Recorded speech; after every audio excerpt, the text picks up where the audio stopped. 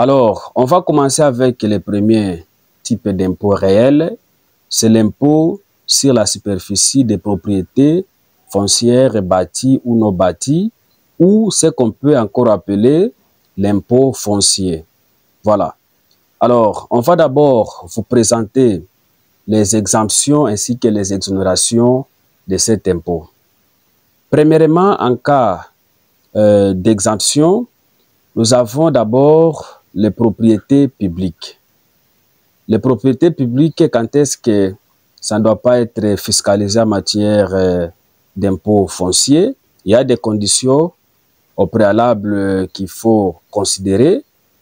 Alors, pour les cas des propriétés publiques, il faut que ces propriétés publiques appartiennent à l'État, ou soit aux provinces, aux villes, aux communes, ou soit aux secteurs, aux chefferies, aux offices et établissements publics des droits congolais, n'ayant d'autres ressources que les subventions budgétaires.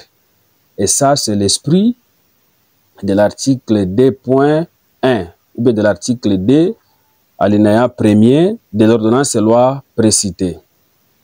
Nous avons également en termes d'exemption les institutions religieuses, scientifiques et philanthropiques. Quand est-ce que ces institutions ne peuvent pas être fiscalisées en matière d'impôt foncier? Ici, on nous dit que ces institutions doivent tout simplement avoir la personnalité civile et être créées en vertu des décrets correspondants ou des décrets concernés. Et là, c'est l'article 2, alinéa 2 de la même ordonnance et loi précitée. Nous avons également les États étrangers. Donc, les États étrangers aussi ne sont pas fiscalisés en matière d'impôt foncier lorsque les propriétés sont affectées exclusivement soit au bureau d'ambassade, au consulat ou au logement d'agents diplomatiques sous réserve des réciprocités. Là, c'est pour les cas des États étrangers qui ont des propriétés qu'ils utilisent en République démocratique du Congo. Nous avons également les personnes âgées et veuves. Quand est-ce que les personnes âgées et veuves ne peuvent pas aussi être fiscalisées? OK? Ici, il y a quelques conditions.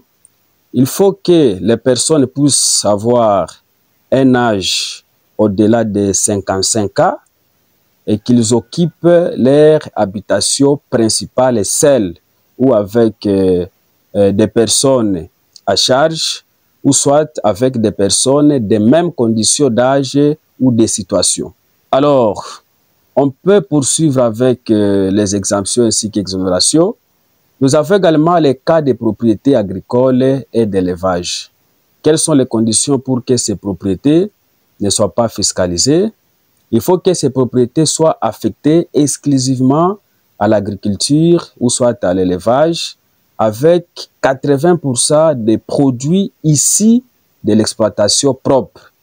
Donc, si vous avez des bâtiments ou soit des terrains que vous utilisez dans le cadre agricole ou dans le cadre d'élevage, on doit se rassurer, est-ce que les produits qui sont utilisés sur ces propriétés sont ici à 80%, n'est-ce pas, de l'exploitation propre.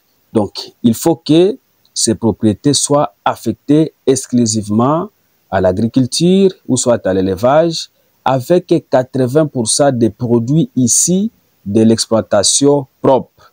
Et ça, c'est l'esprit de l'article 3, alinéa 1er de la même ordonnance et loi précitée. Nous avons également les cas de propriétés à vocation sociale et scientifique. Et là, il faut que ces propriétés soient tout simplement affectées à un culte, ou soit à l'enseignement, ou soit à la recherche, ou soit à l'hospitalisation, ou à une bienfaisance quelconque. Et là, c'est la synthèse de l'article 3, alinéa DA de la même ordonnance et loi précitée. Nous avons également les chambres de commerce. On peut avoir des organisations, n'est-ce pas, qui représentent les intérêts soit des commerçants, des entreprises et consorts. Et en RDC, on peut parler les cas de la FEC, ok? Voilà. Pour les cas des chambres de commerce, pour qu'elles ne soient pas fiscalisées, elles doivent avoir la personnalité civile. Et là, c'est l'esprit de l'article 3, alinéa DB de la même ordonnance loi précitée. Nous avons ensuite les sociétés mutualistes et unions professionnelles. Alors, quand est-ce que ces sociétés peuvent être exonérées?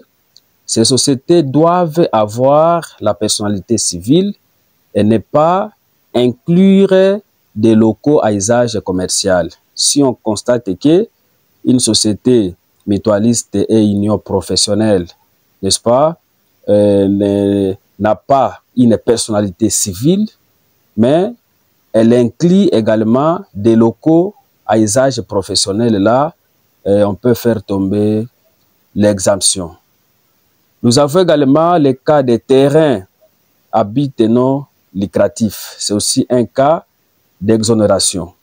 Alors, qu'est-ce qui peut arriver ou bien quelles sont les conditions pour bénéficier de cette exonération?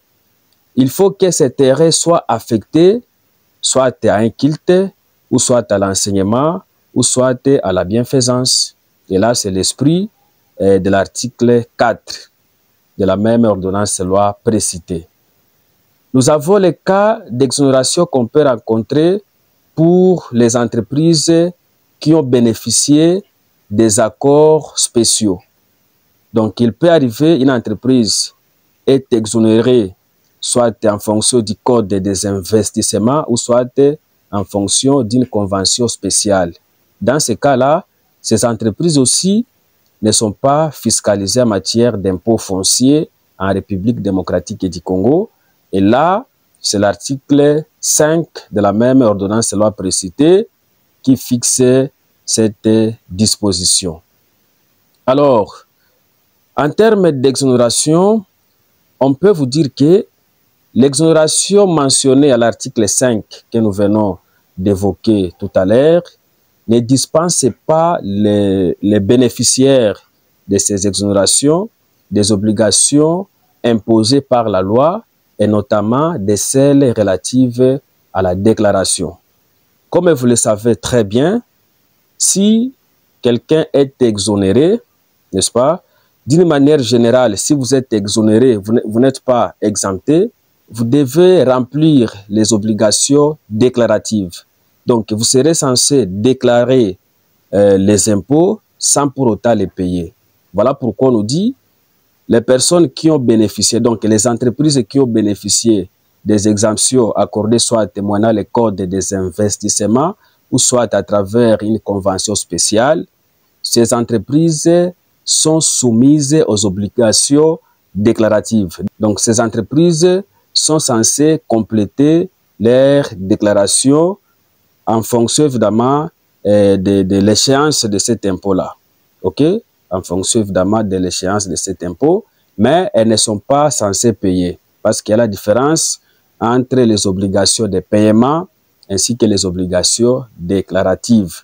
Quelqu'un peut, n'est-ce pas, ne pas payer l'impôt, mais il peut déclarer cet impôt. Voilà pourquoi ici, si les entreprises sont exonérées en vertu de l'article 5 de notre ordonnance loi précitée, ces entreprises ne peuvent pas payer les impôts, mais elles ont l'obligation de déclarer, n'est-ce pas, l'impôt foncier auprès de l'administration fiscale concernée.